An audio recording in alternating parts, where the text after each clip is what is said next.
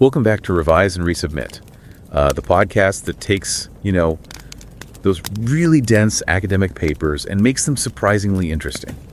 I'm Pavlov. And I'm Nikita. Imagine a global retail giant, say, like Walmart, announcing Project Gigaton. This massive commitment aiming for net zero carbon emissions by 2040 and without using offsets. Sounds pretty incredible, doesn't it? A really powerful pledge. But then, almost in the same breath, you hear they've just paid, $7.5 million to settle charges for illegally dumping hazardous waste, even medical waste, in California landfills. Or think about JP Morgan Chase. They pledge $1 trillion, that's with a T, to climate initiatives by 2030. Yet, groups like Greenpeace point out they're still the world's #1 financier of fossil fuels.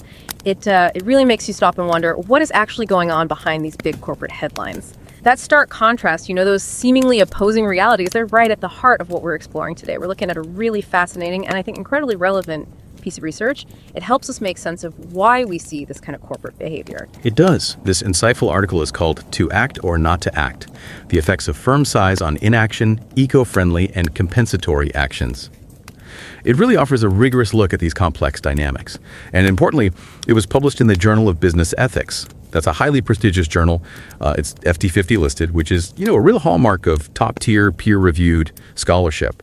The authors are Jennifer J. Griffin from Loyola University Chicago, Andrew Bryant from UNC Wilmington, and Vanessa G. Perry from the George Washington University.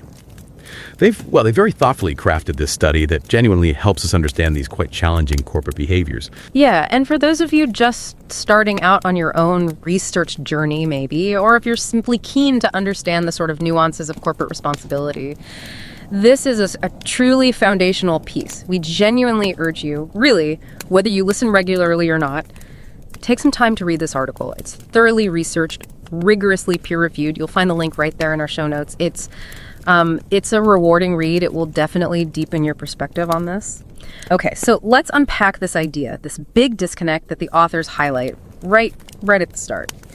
It's this powerful observation they make that despite all the public eco-friendly initiatives we hear about from companies... Pledges, the report. Exactly, the new programs, the glossy sustainability reports, despite all that, planetary degradation just keeps going. It keeps getting worse. It feels like we're constantly hearing about new corporate efforts, but the bigger environmental challenges seem almost unaffected. Right. And what's truly fascinating here is how the authors frame this. They use something called paradox theory. Now think of it like this. It's about recognizing situations where you have two elements, like, say, impressive corporate sustainability efforts on one hand and continued environmental damage on the other. Both seem true. We accept both individually. But when you put them side by side, they just seem deeply inconsistent, incompatible even. It creates this real tension. They highlight how firms face this fundamental uncertainty, what they term causal indeterminacy. Causal indeterminacy, meaning it's hard to know what's causing what. Exactly. In these complex environmental issues, it's genuinely unclear what specific action leads to what specific outcome. So pinning down the best or most effective path forward becomes incredibly difficult for a company. And for you, as you maybe begin to think about your own research, seeing how scholars use established theories like paradox theory to explain these messy, real-world dilemmas, well, it's a powerful lesson. It shows that sometimes the world isn't straightforward, and you need these robust theoretical frameworks to really get a handle on the complexity. Okay, so if firms are facing this uncertainty, this paradox, what does that actually mean for the planet? What are the consequences?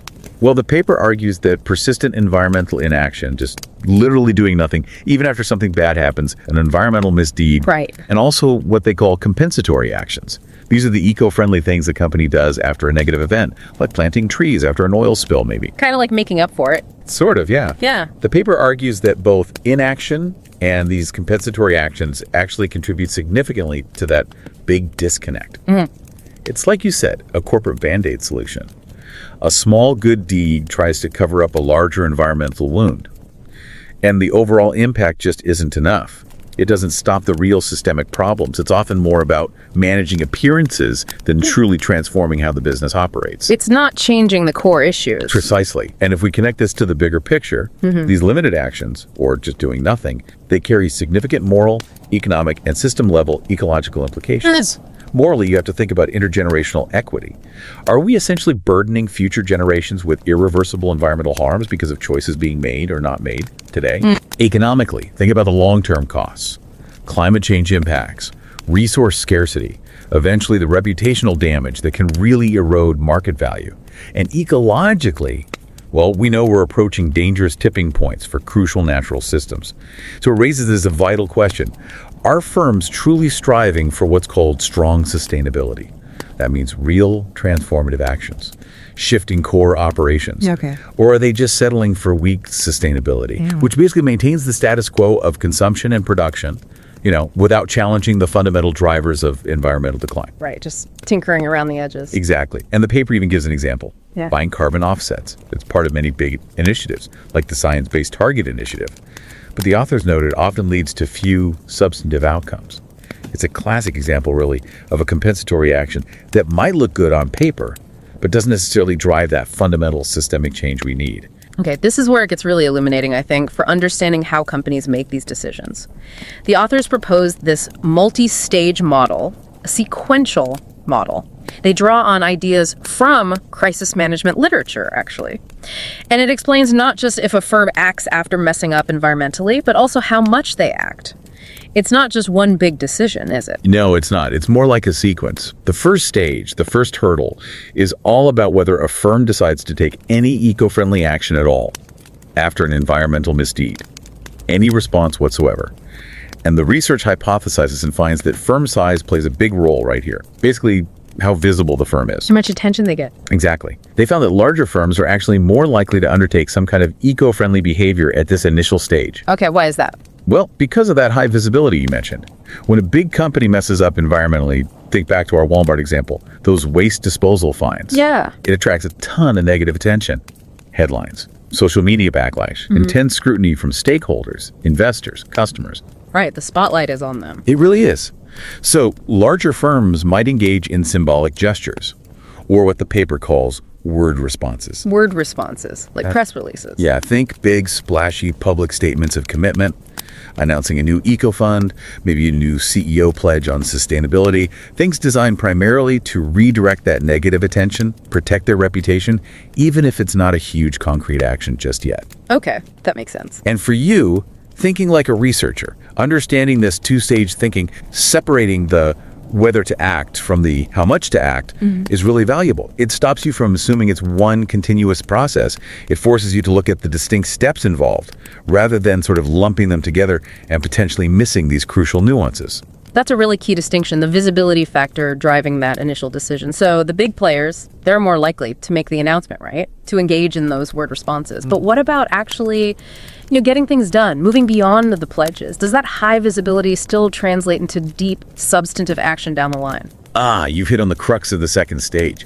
Stage 2 is all about the extent or the magnitude of those actions, assuming they decided to act at all in stage 1. And here, the dynamic flips. It completely shifts. Really? How so? The research hypothesizes, and finds evidence for this, that smaller, more nimble firms actually have an implementation advantage. Once they decide to act, they are likely to undertake more compensatory actions, more substantive ones. More actions. Why smaller firms? Well, they can often integrate changes more rapidly into their core activities.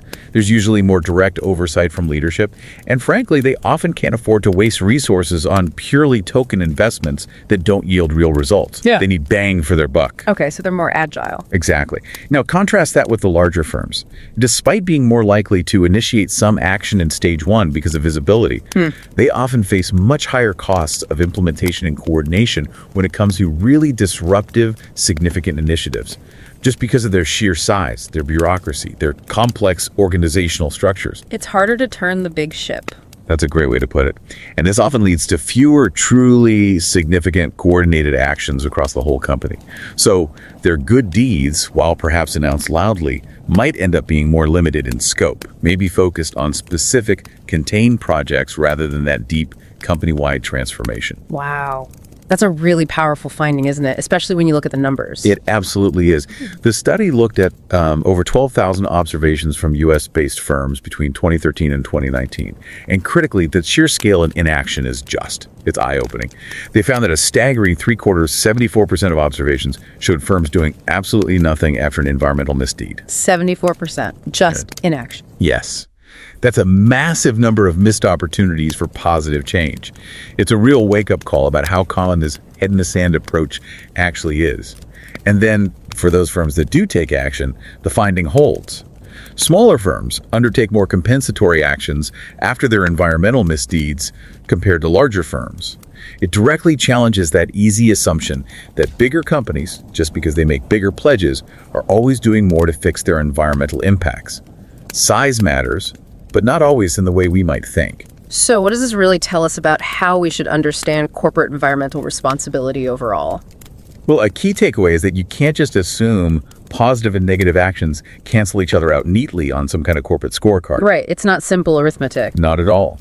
And it also means that traditional, simpler, one-stage models that don't separate the decision to act from the decision of how much to act, they miss these crucial nuances. They miss how firm size plays these different roles at different stages. It's a reminder, really, that complexity often needs a more complex model to truly understand it. Trying to oversimplify can lead us to some, potentially dangerous oversights. Absolutely. And for managers listening, this study really affirms the better fit of thinking in these two stages. It means recognizing that the decision to respond to an environmental issue is distinct from deciding the scale of that response. Smaller firms might be better positioned for multiple impactful activities once they commit. Larger firms, maybe because of that organizational inertia, might be more likely just to initiate something symbolic first. Understanding this difference can lead to more strategic, more effective responses. It's about focusing on the right kind of action at each stage, not just a generic one-size-fits-all approach. It encourages being smarter and more targeted. Yeah, and this feels like it has really nuanced implications for policymakers, too. It's not straightforward, is it? Not at all. On one hand, you could argue there's a strong case here for encouraging much tighter oversight, maybe substantial public penalties, specifically for large firms' environmental misdeeds. To counter that visibility-driven symbolic action. Exactly. It could help prevent the normalization of harmful behaviors. If the big visible companies, like, say, the JP Morgan Chases of the world, face real, tangible consequences for their negative environmental impact, maybe it discourages others from following suit and pushes for more than just those word responses. But then, on the other hand, the findings also suggest a need for incentives. Incentives specifically designed to encourage genuine experimentation and concrete action from smaller firms, helping them overcome that initial activation hurdle, as you called it, and amplifying the impact of their concrete actions once they do decide to move. So a dual strategy, almost. Yeah, kind of. Deterring inaction and major misdeeds from the large players, while actively nurturing genuine, impactful change from the smaller, often more agile ones. That makes sense. And for scholars, for new researchers like many of you listening, this research really hammers home that firm size is way more than just a simple control variable. Something you just account for statistically. Right. Something you just factor in to isolate other effects. Yeah. Here, it's acting as a critical moderating factor. That means it fundamentally changes how other things relate to each other. It changes how firms actually respond to environmental challenges based on their size. It strongly suggests we need to rethink how we analyze corporate social performance, or CSP. We need to move beyond just looking at aggregated scores or simple counts of actions. Those broad measures might completely obscure persistent inaction, or they might hide the true scale or lack thereof of compensatory behaviors. It really pushes us to ask, what other variables are we routinely oversimplifying in our models? And what crucial insights might we be missing because of those simplifications? It's a big question for future research. Definitely. And of course, like any really rigorous study, the authors are upfront about the limitations. They frame them not as weaknesses, really, but more as exciting opportunities for future research. Which is exactly how good research progresses. Right. For instance, they mention focusing on the number of eco-friendly behaviors rather than digging into their actual impact or intensity. That's a crucial distinction, isn't it? 10 small symbolic actions might not equal one truly transformative initiative. Absolutely. Impact is key. There's also the correlational nature of the findings. It shows relationships, but proving direct cause and effect needs further investigation, maybe different methods. True. Causality is always tricky. And they note they relied on a single data set, primarily U.S. firms, and analyzed a specific 7-year period, which, from an intergenerational perspective on environmental issues is a relatively short time frame. All valid points. But again, these aren't criticisms so much as signposts. They point the way for future exploration, offering really rich ground for new research to build upon this foundational work and deepen our collective understanding. Exactly. And ultimately, this whole discussion brings us right back to where we started, that big disconnect. The accumulation across so many firms, both large and small, of this persistent environmental inaction, combined with these often limited compensatory actions. It can collectively accelerate planetary degradation, and that carries significant intergenerational moral hazards. Real harms, especially for vulnerable communities who often bear the disproportionate brunt of environmental damage. It's a sobering thought, isn't it, that the sum of all these seemingly isolated corporate decisions, or non-decisions, create this much larger, much more critical problem for every single one of us. It really is. So, reflecting on all this, what does it mean for you, listening right now? As we all navigate this world where corporate environmental commitments and, frankly, environmental misdeeds often seem to exist side by side, perhaps the most important question to really mull over is this. How can we, whether we're consumers, citizens, maybe future researchers or business leaders ourselves, how can we move beyond just observing this big disconnect? How do we instead inspire, maybe even demand, a genuine shift? A shift towards truly transformative environmental action from corporations, rather than just settling for the compensatory, the symbolic, the band-aids. What role do we actually play in demanding more than just good intentions and glossy reports? We really hope this discussion has given you a richer, maybe more nuanced understanding of the complex dynamics at play in corporate environmental responses. Please do check out the full article if you can. The link, as we said, is right there in the show notes. And we genuinely look forward to hearing your thoughts, your reactions, and perhaps what insights you drew from it. And don't forget to subscribe to Revise and Resubmit on Spotify and Apple Podcasts. Until next time, keep those minds curious, keep questioning, and keep revising and resubmitting.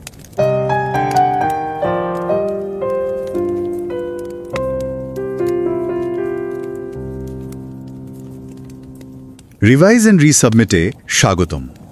আমি Pavlov. আর আমি নিকিতা। দেখুন, একদিকে ওয়ালমার্টের মতো এক বিশাল company বলছে তারা 2040 সালের মধ্যে কার্বন অফসেট ছাড়াই একদম নেট জিরো কার্বন নির্গমনে যাবে। বিরাট পরিকল্পনা, নাম দিয়েছে প্রজেক্ট গিগাটন। বেশ বড় ঘোষণা। কিন্তু ঠিক তার উল্টো দিকে সেই একই ওয়ালমার্টকেই দেখুন ক্যালিফোর্নিয়ার মাটিতে বিপজ্জনক বর্জ্য, এমনকি হাসপাতালের বর্জ্য ফেলার জন্য $7.5 মিলিয়ন জরিমানা দিতে হচ্ছে। আচ্ছা, মানে কথার সাথে কাজের মিল থাকছে না। একদম।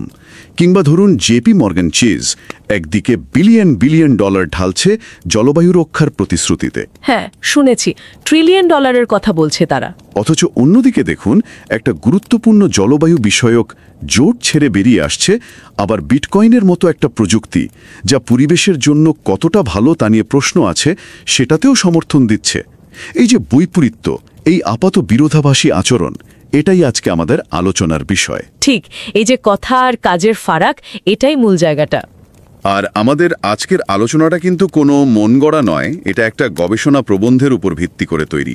আর প্রবন্ধটা ছাপা হয়েছে খুব উঁচু মানের একটা জার্নালে, নাম জার্নাল অফ বিজনেস এথিক্স। হ্যাঁ, এটা খুবই সম্মানজনক একটা জার্নাল, FT50 তালিকাভুক্ত, মানে ফিনান্সিয়াল টাইমস যাদের বিশ্বের সেরা 50টা বিজনেস জার্নাল হিসাবে মানে।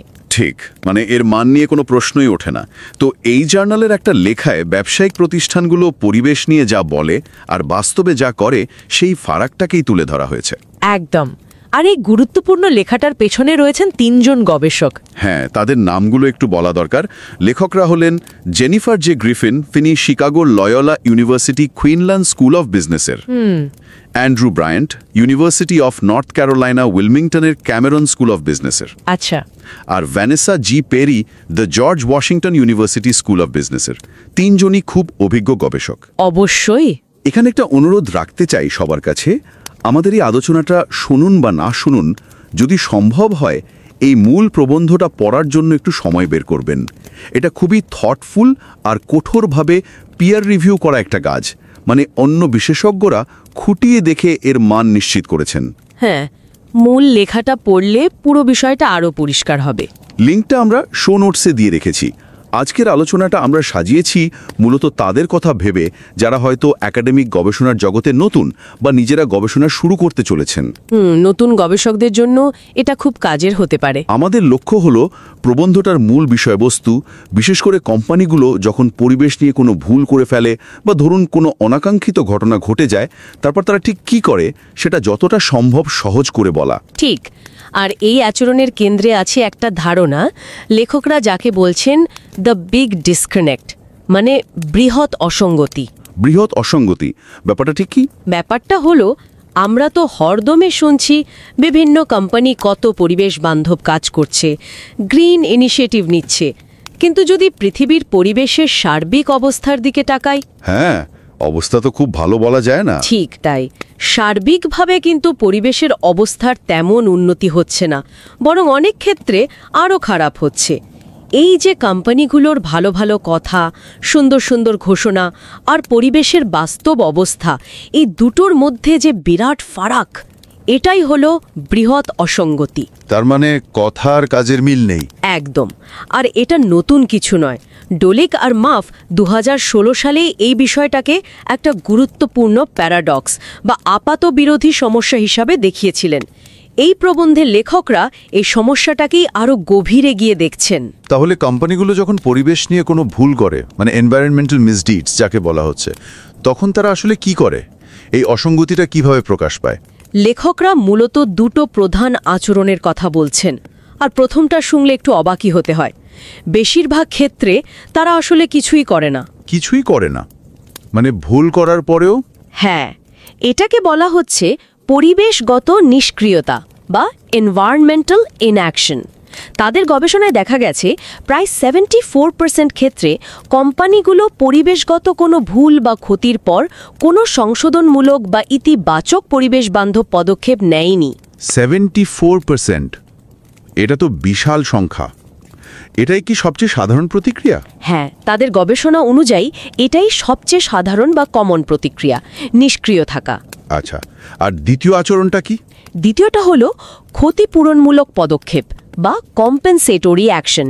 মানে ধরুন একটা পরিবেশগত ক্ষতি বা ভুল হয়ে গেল, তখন কোম্পানি হয়তো অন্য কোনো দিকে একটা ভালো পরিবেশ বান্ধব কাজ করে সেটাকে ঢাকার চেষ্টা করে, বা হয়তো আগের ক্ষতিটা পুষিয়ে দেওয়ার একটা ভঙ্গি করে, মানে ড্যামেজ কন্ট্রোল আর কি। অনেকটাই তাই।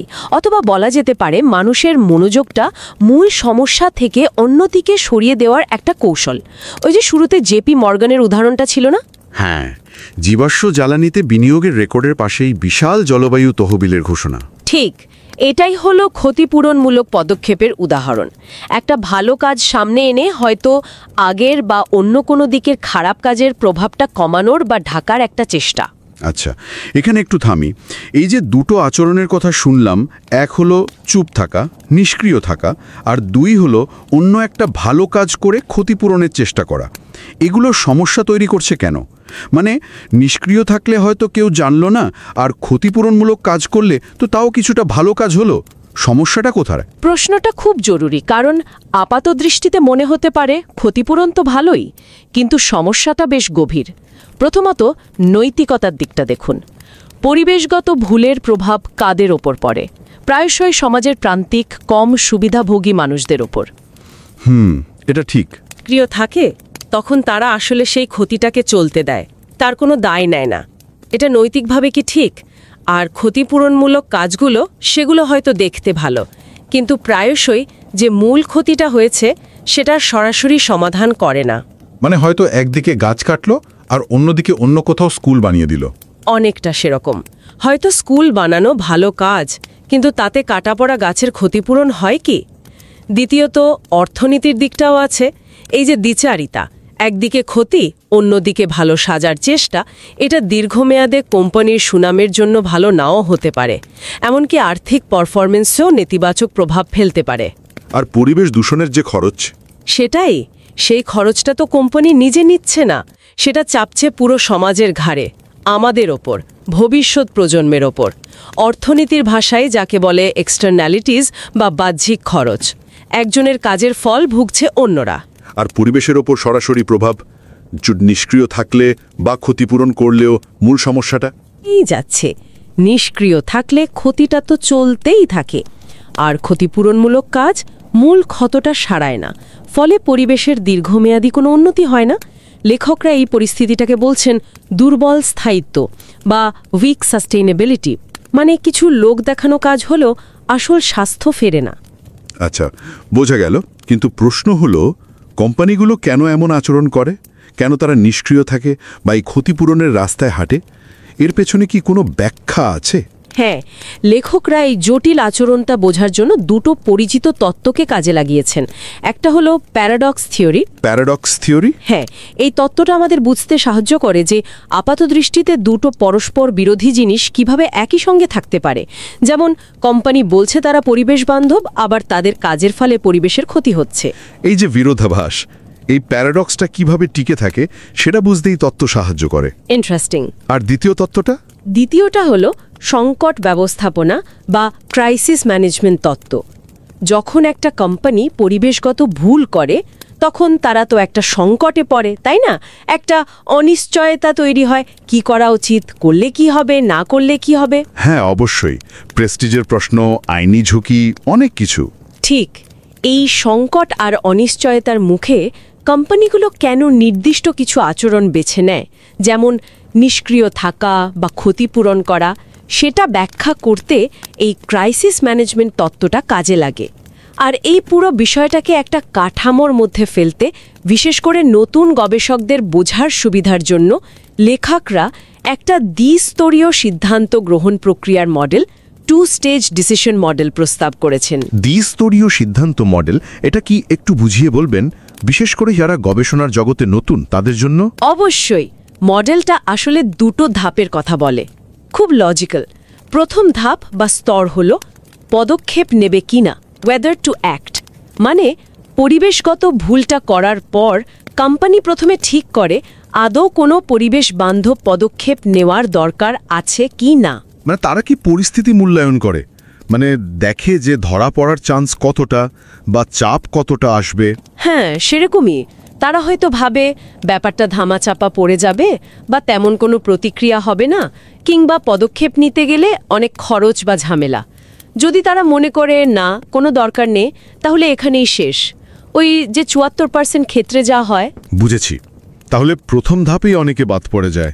কিন্তু যদি তারা ভাবে যে না, কিছু একটা করতেই হবে, হয়তো সুনাম বাঁচানোর জন্য বা অন্য কোনো চাপে।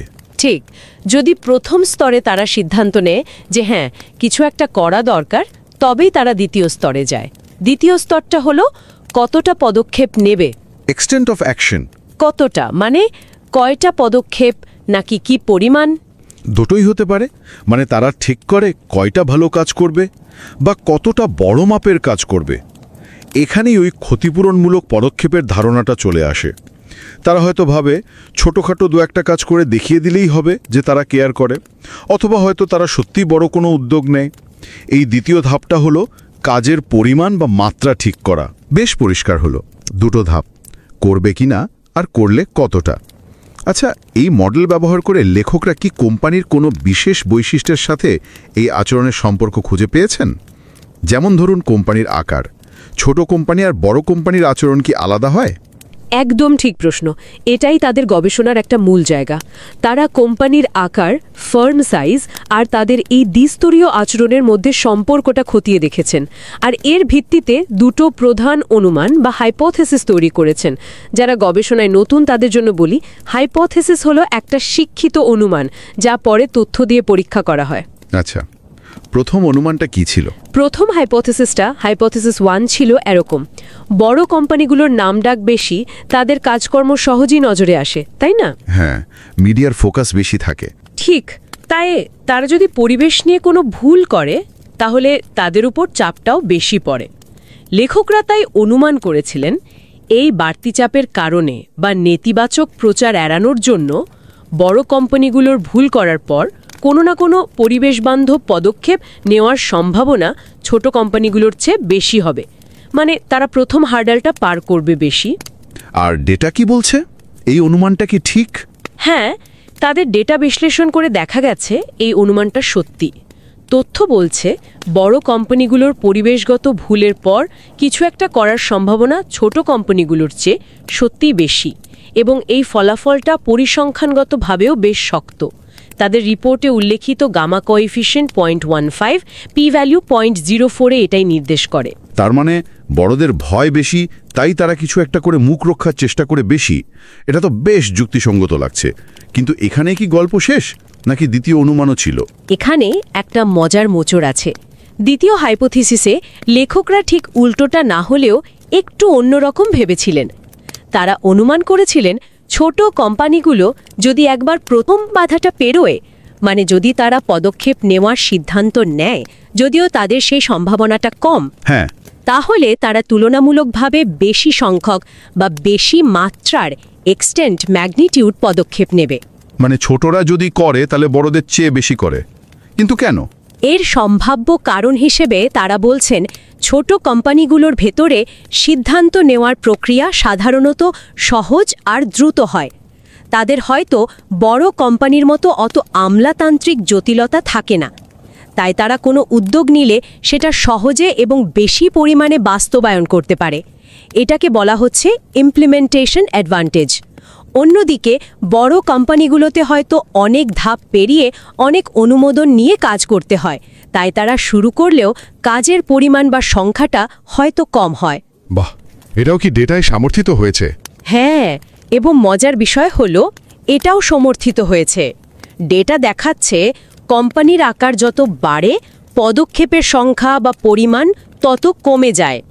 তাদের রিপোর্টে বিটা কোএফিশিয়েন্ট ছিল ঋণাত্মক 0.11, এবং এটিও পরিসংখ্যানগতভাবে খুবই তাৎপর্যপূর্ণ। পি ভ্যালু 0.1 এর কম। তার মানে বিষয়টা বেশ প্যাঁচালো। বড় কোম্পানিগুলো ভুল করলে কিছু একটা করার সম্ভাবনা বেশি, কিন্তু করলে হয়তো অল্প করে। আর ছোট কোম্পানিগুলো সহজে কিছু করে না, কিন্তু যখন করে তখন বেশি করে। সত্যি একটা প্যারাডক্সিক্যাল ফাইন্ডিং। একদম।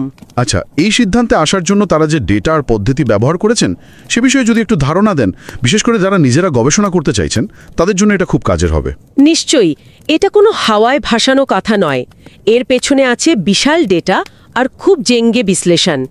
তারা 2012 সাল থেকে 2019 সাল পর্যন্ত আমেরিকার শেয়ার বাজারে লিস্টেড, পাবলিকলি ট্রেডেড 6,885টি কোম্পানির তথ্য নিয়ে কাজ করেছেন। 6,885টা কোম্পানি, অনেক। হ্যাঁ, আর মোট পর্যবেক্ষণ বা অবজারভেশন সংখ্যা ছিল 12,012টি, মানে প্রতি কোম্পানির প্রতি বছরের তথ্য। এই বিপুল পরিমাণ ডেটা তারা নিয়েছেন KLDMSCI ডেটাবেস থেকে। KLDMSCI, এটা কি পরিচিত কোনো ডেটাবেস? হ্যাঁ, কর্পোরেট সোশ্যাল রেসপন্সিবিলিটি বা কোম্পানির সামাজিক ও পরিবেশগত কার্যকলাপ সংক্রান্ত তথ্যের জন্য এটা বিশ্বজুড়ে খুব পরিচিত আর নির্ভরযোগ্য একটা উৎস। গবেষক, বিনিয়োগকারী অনেকে এটা ব্যবহার করেন। বোঝা গেল। আর বিশ্লেষণের পদ্ধতিটা, ওই যে দ্বিস্তরীয় মডেলের কথা বলছিলেন, সেটা ডেটায় কিভাবে মাপলেন? হ্যাঁ, ওই যে দুটো ধাপের কথা বললাম, প্রথমে সিদ্ধান্ত নেওয়া পদক্ষেপ নেবে কিনা, আর তারপর নিলে কতটা নেবে।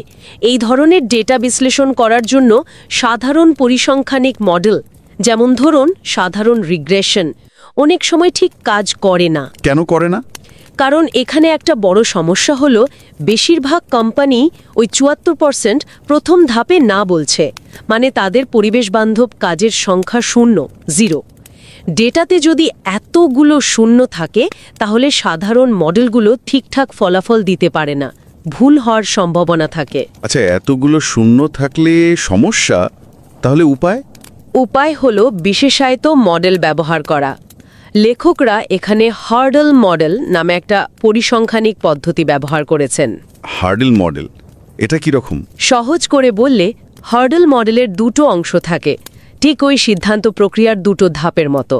প্রথম অংশটা দেখে কোম্পানিগুলো পদক্ষেপ নেওয়ার ওই হার্ডল বা বাধাটা পেরোতে পারল কিনা, মানে তারা শূন্য থেকে বেরিয়ে এসে আদৌ কোনো পদক্ষেপ এক বা তার বেশি নিল কিনা। আচ্ছা, মানে অ্যাকশন বনাম ইনঅ্যাকশন। ঠিক।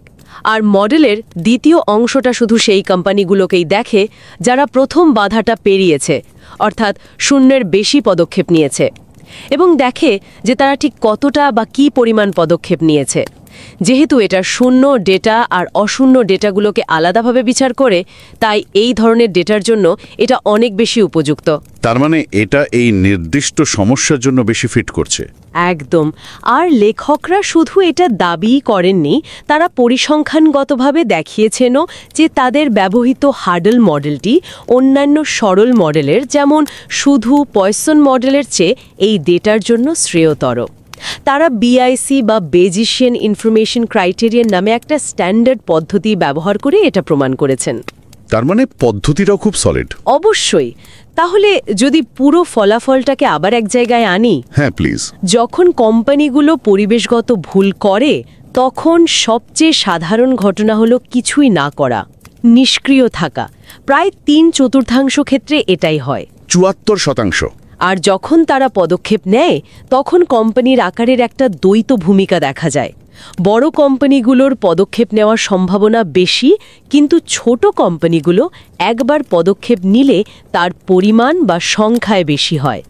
এই বৈপরীত্য বা প্যারাডক্সটাই হলো এই গবেষণার অন্যতম প্রধান এবং চমকপ্রদ একটা দিক। এখন পুরো ব্যাপারটা একদম পরিষ্কার হলো। তাহলে আলোচনার সারমর্মটা দাঁড়াচ্ছে কোম্পানিগুলোর পরিবেশ রক্ষার চটকদার ঘোষণার সাথে তাদের বাস্তব কাজের একটা বিরাট ফারাক বা বৃহৎ অসঙ্গতি সত্যিই আছে।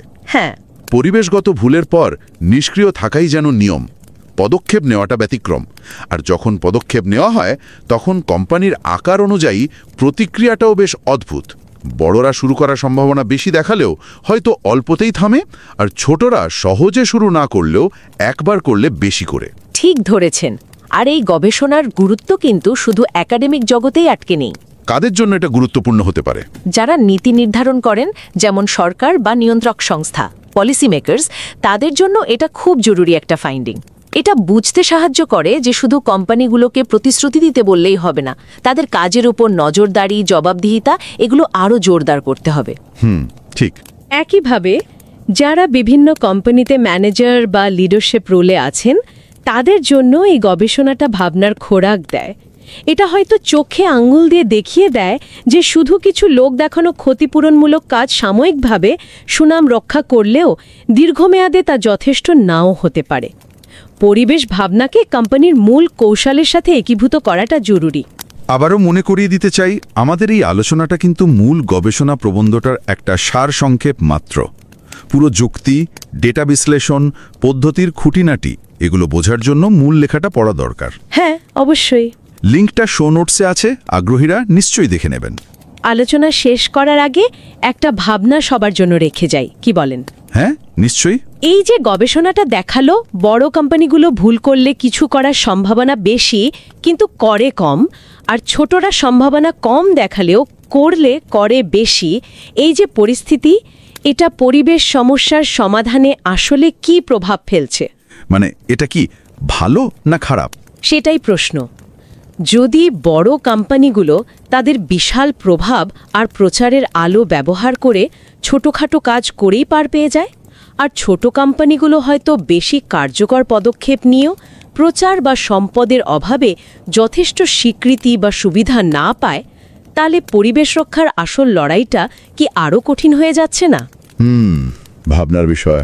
এই যে ভালো কাজের আড়ালে মূল সমস্যা ঢাকার প্রবণতা, এটা কি আমাদের সবার চেষ্টাকে আরও জটিল করে তুলছে?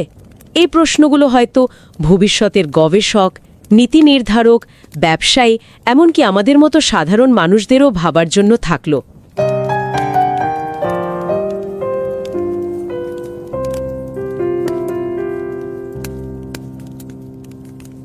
नमस्कार।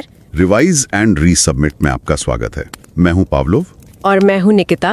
सोचिए, एक तरफ दुनिया की सबसे बड़ी कंपनियों में से एक वॉलमार्ट, वो घोषणा करती है कि 2040 तक वे कार्बन उत्सर्जन बिल्कुल शून्य कर देंगे, और वो भी बिना किसी कार्बन ऑफसेट के सहारे।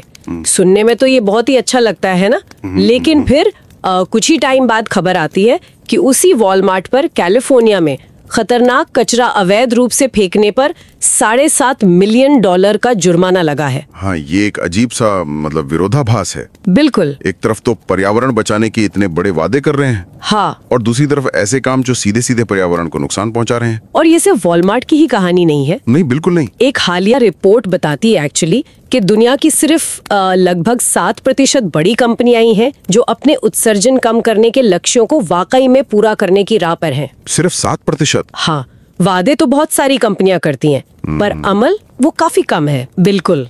और यही स्थिति हमें आज के विषय पर लाती है, जिसे कुछ शोधकर्ता बड़ा डिस्कनेक्ट कहते हैं। बड़ा डिस्कनेक्ट, हाँ। मतलब कंपनियों की घोषणाओं और जो जमीन पर हो रहा है उसके बीच एक बहुत बड़ी खाई है। वो कहती हैं कि वे पर्यावरण के लिए अच्छा कर रही हैं, पर पृथ्वी का पर्यावरण तो बिगड़ता ही जा रहा है। बिल्कुल।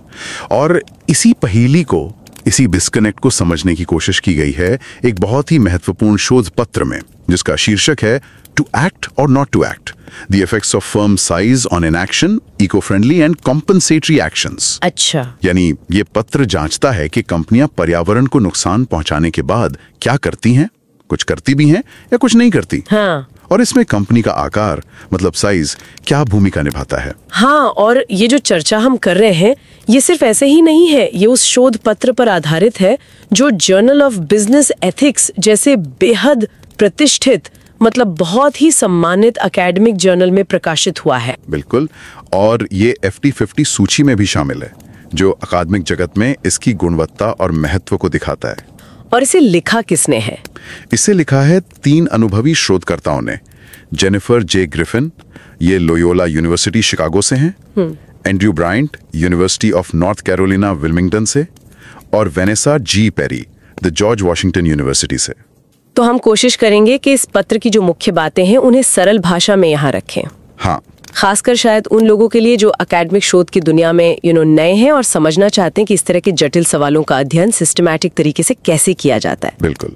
और अगर ये विषय किसी की रुचि जगाता है तो हम जरूर प्रोत्साहित करेंगे कि वो मूल शोध पत्र को पढ़ें। उसका लिंक शो नोट्स में मिल जाएगा। हाँ, जरूर पढ़ना चाहिए। गहराई से समझने के लिए देखिए, मूल स्रोत से बेहतर तो कुछ नहीं होता। सही बात है। तो आते हैं इस शोध के मूल सवाल पर। ये पत्र आखिर पता क्या लगाना चाहता है? देखिए, मुख्य मुख से ये पत्र ये जांचता है कि जब कोई कंपनी पर्यावरण को नुकसान पहुंचाने वाला कोई काम करती है, मान लीजिए प्रदूषण फैलाती है या कोई नियम तोड़ती है, तो शोधकर्ता जानना चाहते थे कि इसके बाद कंपनी क्या करती है। अच्छा। क्या वो इसकी भरपाई के लिए कोई पर्यावरण हितैषी मतलब इको फ्रेंडली कदम उठाती है, या फिर वो चुपचाप बैठी रहती है मतलब कुछ नहीं करती। निष्क्रियता। हाँ, निष्क्रियता। और अगर कुछ करती भी है तो कितना करती है, मतलब 1-2 छोटे मोटे कदम या कोई बड़ा बदलाव, ये सवाल है। और ये जानना जरूरी क्यों है कि कंपनियां नुकसान करने के बाद क्या करती हैं? इसका क्या महत्व है? देखिए, महत्व इसलिए है क्योंकि शोधकर्ता मानते हैं कि कंपनियों का कुछ ना करना यानी निष्क्रियता या फिर गलत काम करने के बाद बस छोटे मोटे अच्छे काम करके लीपापोती करने की कोशिश करना, जिसे शोध में प्रतिपूरक कार्य कहा गया है, ये दोनों ही चीजें उस बड़े डिस्कनेक्ट में योगदान करती हैं। अच्छा, तो ये डिस्कनेक्ट को और बढ़ाती हैं। हाँ, बिल्कुल। दावे बड़े बड़े होते रहते हैं, पर असल में पर्यावरण सुधरता नहीं है, और इसके फिर नैतिक, आर्थिक और सबसे बढ़कर पारिस्थितिक परिणाम होते हैं, जो सिर्फ आज नहीं, आने वाली पीढ़ियों को भी भुगतने पड़ सकते हैं। ये तो गंभीर बात है। चलिए कुछ शब्दों को थोड़ा और समझते हैं जो इस पत्र में इस्तेमाल हुए हैं। पहला है पर्यावरणीय कदाचार या एनवायरमेंटल मिसडीड्स। इसका क्या मतलब है? इसका सीधा सा मतलब है कंपनी का कोई भी ऐसा काम जिससे पर्यावरण को सीधा नुकसान पहुंचे, जैसे प्रदूषण फैलाना, नियमों का उल्लंघन करना, खतरनाक कचरे का ठीक से निपटान न करना, ये सब इसमें आ जाते हैं। ठीक है, समझ गई। और दूसरा, पर्यावरण हितैषी व्यवहार या इको फ्रेंडली बिहेवियर्स। ये हुए वो सकारात्मक कदम जो कंपनियां पर्यावरण की भलाई के लिए उठाती हैं, जैसे मान लीजिए साफ ऊर्जा का इस्तेमाल शुरू करना या प्रदूषण रोकने के लिए नई तकनीक लगाना, कचरा कम करने के उपाय करना। इन्हें पहले एक KLD डेटाबेस हुआ करता था, उसमें स्ट्रेंथ्स यानी कंपनी की ताकतें गिना जाता था। अच्छा, और एक और महत्वपूर्ण शब्द आपने बताया, प्रतिपूरक कार्य या कॉम्पेंसेटरी एक्शंस। जी, ये थोड़ा अलग लगता है। हाँ, ये थोड़ा अलग है। ये तब होता है जब कोई कंपनी पर्यावरणीय कदाचार करने के बाद कोई पर्यावरण हितैषी काम करती है। बाद में? हाँ, बाद में, शायद अपनी छवि सुधारने के लिए या जो नकारात्मक ध्यान गया है उसे हटाने के लिए। जैसे कि कोई उदाहरण? मान लीजिए किसी कंपनी पर नदी में प्रदूषण फैलाने का आरोप लगा और फिर कुछ हफ्तों बाद वही कंपनी एक बड़ा पेड़ लगाने का अभियान शुरू कर देती है। अच्छा। शोधकर्ता इसे कमजोर स्थिरता यानी वीक सस्टेनेबिलिटी का उदाहरण मानते हैं, क्योंकि ये शायद मूल समस्या को हल नहीं कर रहा, बस एक तरह से बैंडेड लगा रहा ऊपर से। समझ गई, ये मूल प्रॉब्लम को एड्रेस नहीं कर रहा। शायद नहीं। और आखिर में सबसे सरल वाला, निष्क्रियता या इनएक्शन। इसका तो मतलब सीधा है कुछ ना करना। बिल्कुल। पर्यावरण को नुकसान पहुंचाया, उसके बाद भी कोई सकारात्मक कदम नहीं उठाया। और जैसा मैंने पहले कहा, दिलचस्प बात यह है कि शोध में पाया गया कि यही सबसे आम प्रतिक्रिया है कंपनियों की। ये वाकई में चौंकाने वाली बात है कि ज्यादातर कंपनियां नुकसान के बाद कुछ करती ही नहीं। अच्छा, ये जो पूरी स्थिति है कि कंपनियां अच्छा भी कर रही हैं, बुरा भी कर रही हैं, पर पर्यावरण फिर भी बिगड़ रहा है, इसे समझने के लिए शोधकर्ताओं ने किस तरह के सिद्धांत या नजरिए का इस्तेमाल किया? उन्होंने मुख्य रूप से विरोधाभास सिद्धांत यानी पैराडॉक्स थ्योरी का सहारा लिया। Paradox theory? हाँ, ये सिद्धांत उन स्थितियों को समझने में मदद करता है जहां दो विरोधी चीजें एक साथ मौजूद होती हैं, एक साथ सच लगती हैं। जैसे यहाँ पर? जैसे यहाँ कि कंपनियां पर्यावरण के लिए अच्छे काम करने की बातें भी कर रही हैं, शायद कुछ कर भी रही हैं, लेकिन साथ ही साथ ग्रह का क्षरण भी जारी है। ये एक विरोधाभास है ना? इसे समझने की जरूरत है। बिल्कुल है। और ये समझने के लिए कि कोई कंपनी नुकसान के बाद कदम उठाएगी या नहीं, और अगर उठाएगी तो कितना बड़ा कदम उठाएगी, इसके लिए उन्होंने क्या सोचा? इसके लिए उन्होंने संकट प्रबंधन यानी क्राइसिस मैनेजमेंट लिटरेचर से प्रेरणा ली। क्राइसिस मैनेजमेंट कैसे? उनका तर्क ये है कि जब कोई कंपनी कोई पर्यावरणीय कदाचार करती है तो वो एक तरह के संकट में आ जाती है। उसकी प्रतिष्ठा पे सवाल उठते हैं, अनिश्चितता होती है। हाँ, होती है। ऐसे में कंपनी का जो निर्णय होता है वो एक 2 चरणीय निर्णय प्रक्रिया यानी 2 स्टेज डिसीजन प्रोसेस की तरह हो सकता है। 2 चरण कौन कौन से? पहला चरण है, क्या हमें कोई कदम उठाना चाहिए, मतलब कुछ करना या नहीं, हाँ या ना। ठीक है। और दूसरा चरण है, अगर कदम उठाने का फैसला किया तो कितना बड़ा कदम उठाना चाहिए, मतलब एक्शन का पैमाना क्या हो, कम या ज्यादा। ये तो दिलचस्प है। जैसे हम शायद दान देने से पहले सोचते हैं, पहले क्या दान देना है, हाँ, और फिर कितना देना है। बिल्कुल बिल्कुल वैसा ही। ये मॉडल इसी 2 स्तरीय सोच को कंपनियों के संदर्भ में लागू करके देखता है। तो फिर इसमें कंपनी के आकार यानी फर्म साइज की क्या भूमिका है? क्या बड़ी और छोटी कंपनियां इन 2 चरणों में अलग तरह से व्यवहार करती हैं? हाँ, यही इस शोध का आप कह सकते हैं केंद्रीय बिंदु है। शोधकर्ताओं का मानना था कि कंपनी का आकार यहाँ बहुत महत्वपूर्ण भूमिका निभाता है, और इसी आधार पर उन्होंने 2 मुख्य परिकल्पनाएं मतलब हाइपोथेसिस बनाई। क्या थी वो परिकल्पनाएं? पहली परिकल्पना H1, उनका मानना था कि बड़ी कंपनियां, क्योंकि उन पर लोगों की नजर ज्यादा रहती है, मीडिया की, निवेशकों की, आम जनता की, हाँ, ज्यादा विजिबिलिटी होती है। बिल्कुल, तो ऐसी कंपनियां पर्यावरणीय कदाचार के बाद कोई न कोई पर्यावरण हितैषी कदम उठाने की अधिक संभावना रखती हैं। शायद इसलिए कि वो नकारात्मक प्रचार से ध्यान हटाना चाहती हैं या अपनी छवि बचाना चाहती हैं। अच्छा, तो पहले चरण वाला सवाल, क्या कदम उठाना है, इसका जवाब बड़ी कंपनियों के लिए हाँ होने की संभावना ज्यादा है, ऐसा उनका अनुमान था। ठीक है, ये हुई पहली परिकल्पना। और दूसरी परिकल्पना H2, ये थोड़ी और पेचीदा है। उनका कहना था कि लेकिन अगर कंपनियां कदम उठाने का फैसला कर लेती हैं, यानी पहला चरण पार कर लेती हैं, तो फिर छोटी कंपनियां असल में ज्यादा संख्या में पर्यावरण हितैषी कदम उठाएंगी। ज्यादा संख्या में? ऐसा क्यों? हाँ, ऐसा इसलिए हो सकता है क्योंकि छोटी कंपनियों के लिए शायद बदलाव लागू करना, मतलब इम्प्लीमेंटेशन, ज्यादा आसान और कम खर्चीला हो। उनमें नौकरशाही कम होती है, फैसले जल्दी हो सकते हैं। ये बात तो है। तो दूसरे चरण वाला सवाल, कितना बड़ा कदम उठाना है, इसका जवाब छोटी कंपनियों के लिए मात्रा या संख्या में ज्यादा हो सकता है। ये उनकी दूसरी परिकल्पना थी। ये तो काफी दिलचस्प विरोधाभास हुआ। बड़ी कंपनियां शायद दबाव में आकर कदम उठाने का फैसला तो ले लेती हैं, पर छोटी कंपनियां अगर करती हैं तो शायद ज्यादा करती हैं संख्या के हिसाब से। अच्छा, इन परिकल्पनाओं को जांचा कैसे गया, मतलब तरीका क्या था? खासकर अगर कोई शोध की प्रक्रिया से ज्यादा परिचित ना हो तो इसे कैसे समझाएंगे? जरूर। देखिए, इसके लिए उन्होंने एक बड़े डेटा सेट का इस्तेमाल किया। ये डेटा अमेरिका की सार्वजनिक रूप से कारोबार करने वाली कंपनियों का था, मतलब जो स्टॉक मार्केट में लिस्टेड है। ये डेटा KLD MSCI नाम के एक बहुत जाने माने डेटाबेस से लिया गया था। ये डेटाबेस कंपनियों के पर्यावरणीय और सामाजिक प्रदर्शन पर काफी विस्तृत जानकारी रखता है। मतलब वो पर्यावरण के लिए क्या अच्छा कर रहे हैं, जिन्हें पहले स्ट्रेंथ्स कहा जाता था, और क्या बुरा, जिन्हें कंसर्न्स कहा जाता था। कितना बड़ा डेटा था ये? मतलब कितने साल का, कितनी कंपनियों का? उन्होंने 2013 से 2019 तक यानी कुल 7 सालों के डेटा का विश्लेषण किया। 7 साल। हाँ, इसमें करीब 2685 अलग अलग कंपनियां शामिल थीं और कुल मिलाकर 12,000 से ज्यादा अवलोकन यानी ऑब्जर्वेशंस थे।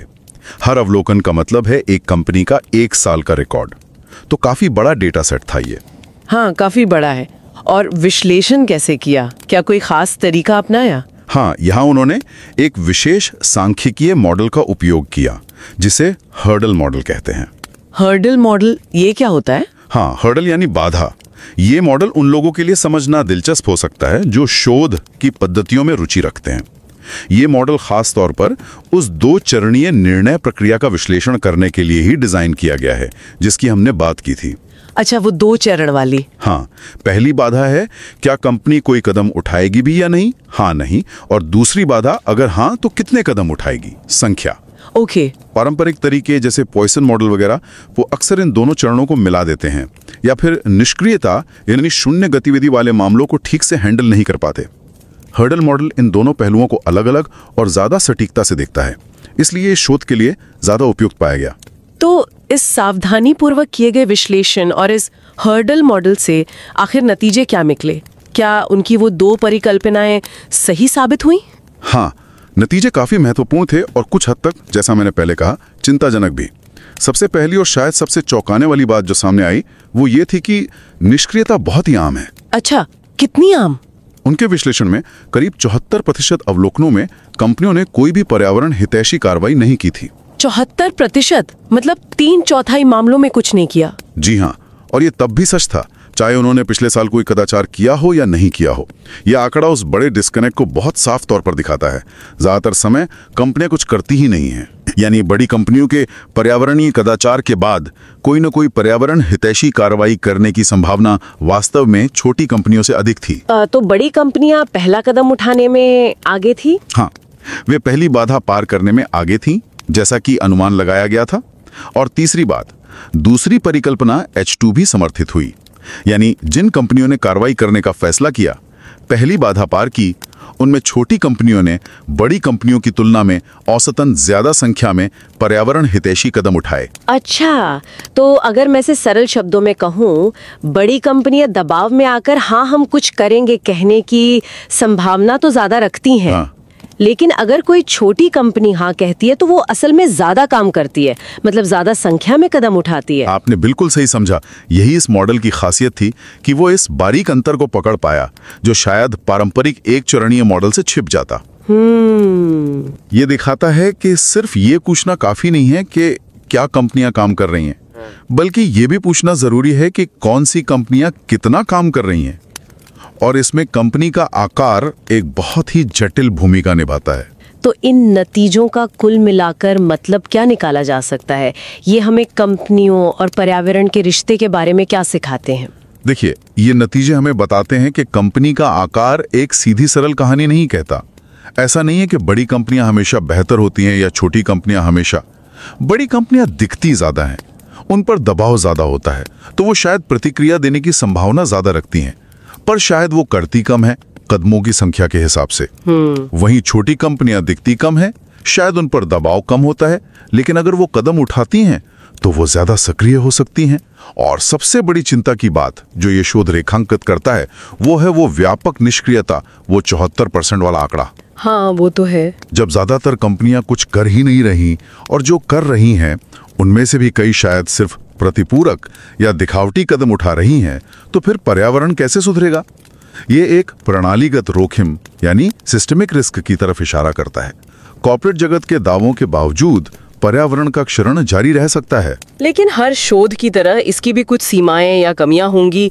क्या शोधकर्ताओं ने खुद इनका जिक्र किया है? हाँ बिल्कुल, शोधकर्ता खुद भी कुछ सीमाओं की बात करते हैं जो महत्वपूर्ण है। जैसे एक बड़ी सीमा ये है कि ये शोध सिर्फ कदमों की संख्या गिनता है। अच्छा, सिर्फ गिनती? हाँ, सिर्फ गिनती।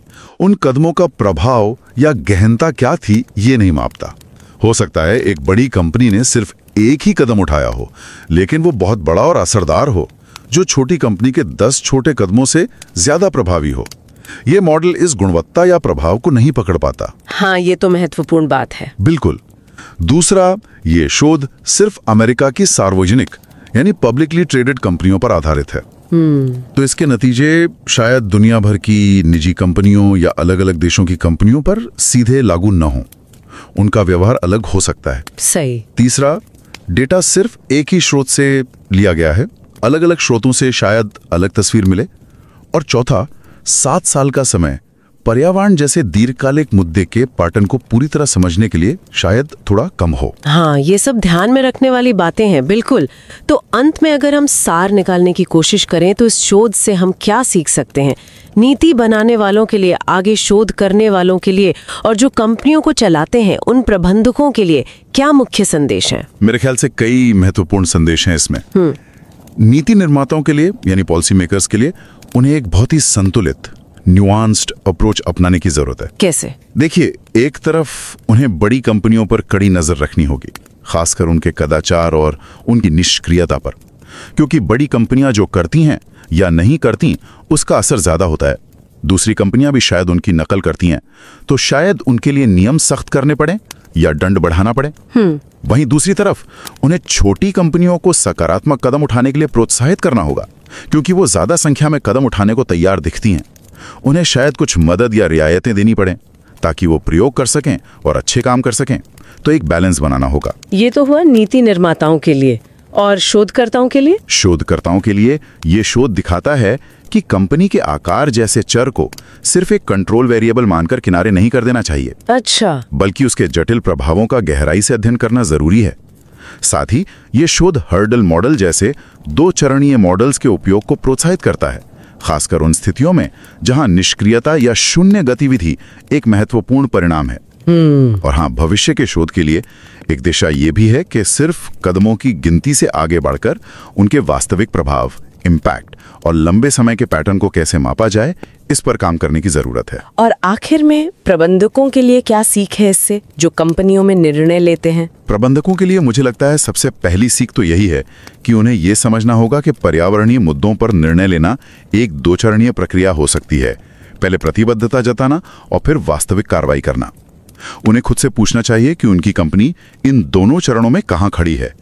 क्या वे सिर्फ पहला चरण पार कर रहे हैं यानी सिर्फ बातें कर रहे हैं, या वे दूसरे चरण तक पहुंच रहे हैं यानी वाकई में अमल कर रहे हैं। आत्म मूल्यांकन जरूरी है। बिल्कुल। और उन्हें यह भी सोचना होगा कि उनके कार्य केवल प्रतीकात्मक मतलब सिंबॉलिक हैं या वास्तविक परिवर्तन ला रहे हैं। क्या वो कमजोर स्थिरता वाले प्रतिपूरक कार्यों में लगे हैं या मजबूत स्थिरता की ओर बढ़ रहे हैं? क्या वे कहीं निष्क्रियता के जाल में तो नहीं फंसे हैं? ये सवाल उन्हें खुद से पूछने होंगे। ये पूरी चर्चा वाकई सोचने पर मजबूर करती है। कंपनियों की कथनी और करनी में, खासकर जब बात पर्यावरण की आती है, तो इतना बड़ा फासला क्यों दिखाई देता है? ये बड़ा डिस्कनेक्ट क्यों है? और ये हमें एक बहुत ही गंभीर सवाल की ओर ले जाता है ना। अगर जैसा कि शोध बताता है 74% मामलों में कंपनियां कुछ करती ही नहीं हैं। हाँ। और जो करती भी हैं उनमें से कई शायद सिर्फ दिखावे के लिए या भरपाई के लिए करती हैं। तो फिर पर्यावरण का वास्तविक मतलब जमीनी स्तर पर सुधार कैसे होगा? कैसे होगा? बिल्कुल। ये सिर्फ आज की बैलेंस शीट का सवाल नहीं है, ये तो आने वाली पीढ़ियों के भविष्य का सवाल है। उनके लिए हम कैसी पृथ्वी छोड़कर जा रहे हैं, ये इस पर निर्भर करता है। शायद असली चुनौती ये है, उन निष्क्रिय कंपनियों को कैसे जगाया जाए, उन्हें कैसे प्रेरित किया जाए कि वो भी जिम्मेदारी लें, और जो कंपनियां सक्रिय हैं भी उन्हें सतही कामों से आगे बढ़कर गहरे, असरदार, परिवर्तनकारी बदलाव करने के लिए कैसे प्रोत्साहित किया जाए। हाँ। ये सिर्फ कंपनी के आकार का मामला नहीं लगता, ये शायद कंपनियों की बुनियादी सोच, उनकी प्राथमिकताओं और शायद पूरी आर्थिक व्यवस्था से जुड़ा एक ज्यादा गहरा सवाल है, जिस पर हमें लगातार सोचते रहना होगा।